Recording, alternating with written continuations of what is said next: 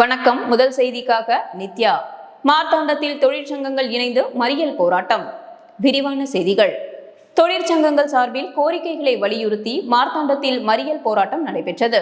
இப்போராட்டத்தில் விலைவாசி உயர்வை கட்டுப்படுத்த வேண்டும், உணவு, மருந்துகள், வேளாண்மை, இடுபொருட்கள் மற்றும் அத்தியாவசிய பொருட்களின் மீதான GST வரியை நீக்க வேண்டும் என்றும், மேலும் பெட்ரோல், டீசல், சமையல் எரிவாயு விலையை குறைத்திட வேண்டும் மற்றும் குறைந்தபட்ச ஊதியம் மாதத்திற்கு ரூபாய் 26,000 என நிர்ணயம் செய்ய வேண்டும்.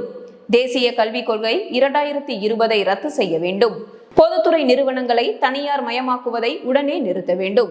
தேசிய பணமாக்கல் திட்டத்தை ரத்து செய்ய வேண்டும் உட்பட பல்வேறு கோரிக்கைகளை வலியுறுத்தி CITU, தொமுச, INDUC, MS, AIDUC, MLF தொழிற்சங்கங்கள் சார்பில் மார்த்தாண்டத்தில் கனரா வங்கி முன் மறியல் போராட்டம் நடைபெற்றது.